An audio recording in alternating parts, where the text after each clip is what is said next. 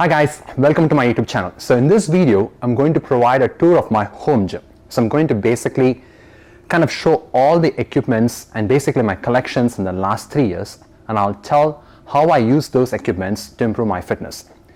I'll also share some of the top 3 equipments that I would recommend if I would be starting as a beginner and improve my fitness at home. Okay, so as you can see here, so these are my collections. So I've got a punching bag, I've got a push-up bar, I've got this Veeder Ultimate Body Fitness, which I don't use much, but I'll still show you how I use it. Then I have got these resistance bands, I've got kettlebell, dumbbell, medicine ball, I've got the ab roller, I've got the aerobic stepper, plyometric box, Swiss ball, pull-up bar. So basically these are my essential equipments. And regarding my cardio equipment, I've got a treadmill here, which we'll talk about in this video, whether I would recommend this as recommend it or not as a beginner. So then I've got my bike, which I would highly recommend, and this is a bike that I've been using for the last 2 years and it's pretty good. So now basically I'm going to show you how I use all these equipments, and I'll list the pros and cons of each equipment, and you can decide whether this is good fit for you or not. Okay, as promised, I'll show the top 3 equipments by the end of the video.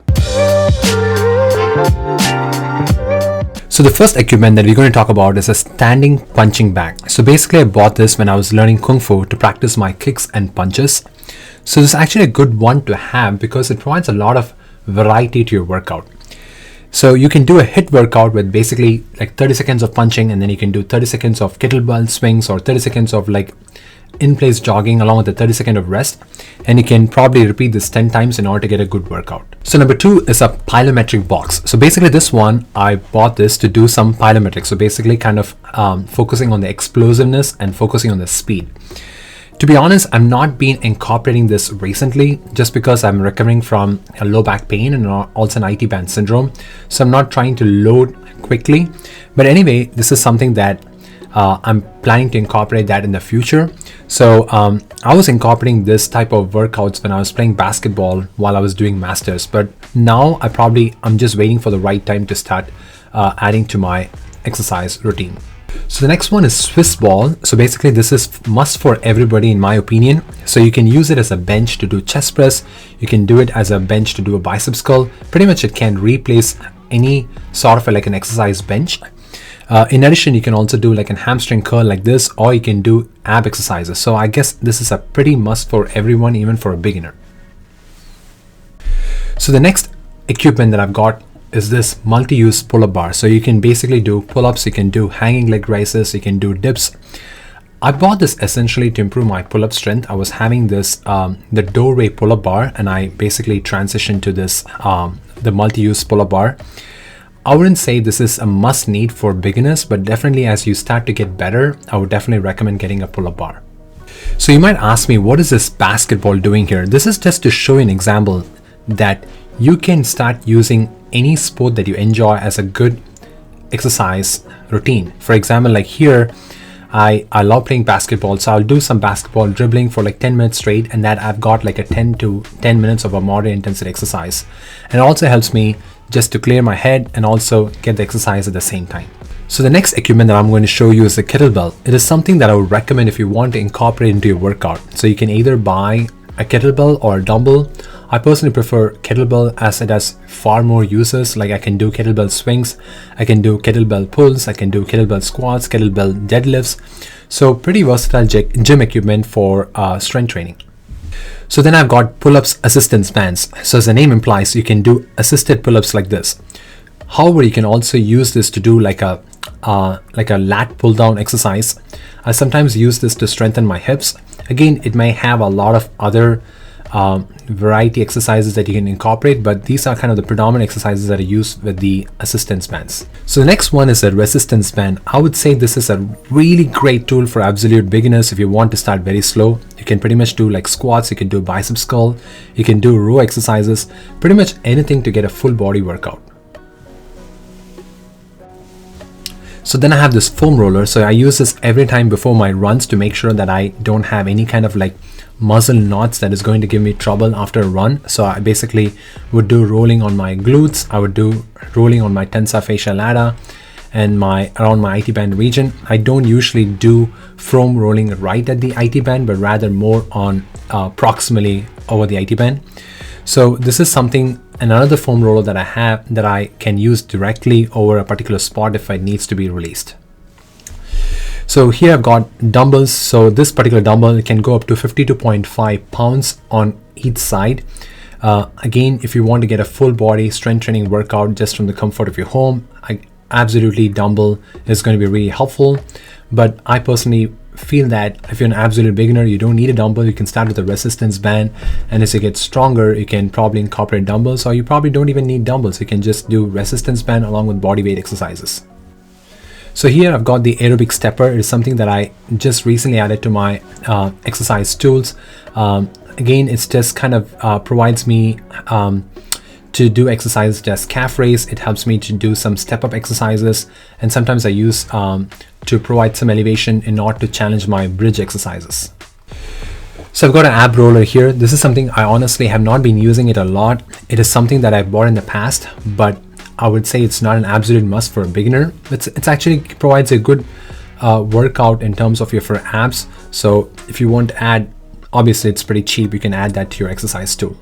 So next is the TRX cable. So this is a great tool to get a full body strength training. It's pretty versatile. The only cons that you have is that you have to install the stable base. Believe it or not, the one in the ceiling that you see, I installed it from scratch. So I'm pretty proud of that because I didn't have any much background. So I just watched YouTube videos and I did this, and it was so much tiring, but I did it. But anyway, so you can pretty much do everything from rows to chest press to squats to single leg squats and so forth. So if you're asking for just one tool to do full body strength training, then I prefer then I feel like TRX might be a good choice. So this is a bar to perform rows and dips like this. Again, this is something that I would say that for every strength training type of a workout, we want to incorporate some sort of like a pulling exercise, and this particular bar will serve that role. So the next one I have is cones here.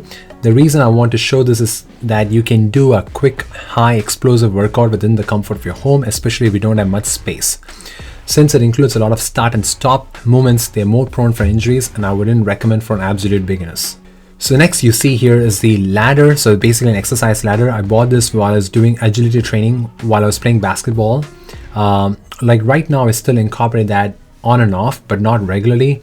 It's very easy to get a 10 to 15 minute quick session into your day.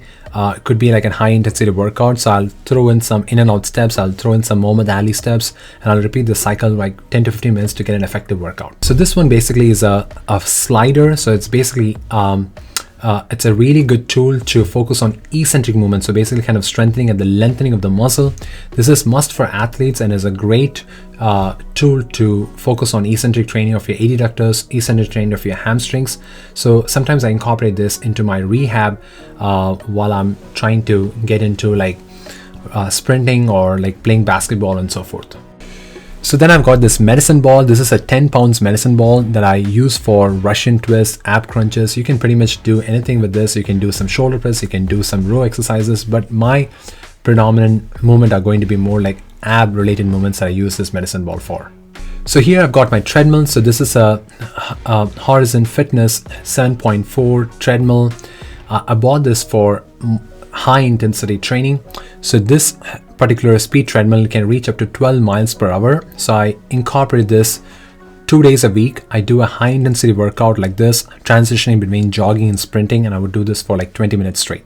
So then I've got this Sunny Fitness indoor cycling bike. This is a very steady bike. I like to do like 20 to 30 minutes of biking at a moderate pace, and I would transition between easy and hard pedaling sometimes to get a vigorous intensity workout. This is something that I bought 3 years ago when we were trying to debate between whether we should buy a Peloton or this particular bike. Obviously Peloton is like 8 times the cost of this bike, but I think this is a very steady bike and I would highly recommend it. You can use some sort of like a biking, like a YouTube videos in order to get a good effective workout. So let me wrap up the video by saying what are my top 3 equipment suggestions for beginners. I think for aerobic workout, I would recommend either a bike or an elliptical rather than a treadmill, especially if you have place to walk outside. This way you can do cross training with a bike. So maybe let's say you're doing walking for 3 to 4 days a week, and you can do biking on the rest of the days and still can get a good workout. If you're trying to decide between whether you should get an elliptical or a bike, then I highly recommend to watch the video that is linked in the description box below and also attached above to decide whether bike or elliptical might be a good fit for you. So for strength training, I would recommend either getting a TRX system, or you can get like a bar, like the bar that I showed you where I perform rows and dips. In order to have a good effective workout, you need to include 3 types of movements. So one would be a push movement, the other one was a pull movement, the other one is a hinge movement. For the hinge movement, we talk about squats and deadlifts, and that is something that you can use your own bodyweight squats, or you can use like a dumbbell or a kettlebell squats and deadlifts. So let's say if you want to do a push movement, if you have a TRX, you can do a push movement with the TRX cable system, or you can get like a push-up bar and you can do push-ups from that perspective. Then the other thing that you want to focus on is a pull system. So again, with TRX, you can do rows for the pull system. But let us say if you don't want to get a TRX, if you don't want to put a stable base, like do all those, creating that platform for the TRX to hang, then you can pretty much buy like the row bar that I showed you, and you can do like a rows with that. So thanks for watching my video. If you have any questions or comments, please post in the comment box below, and I'll see you in the next video. Until then, goodbye.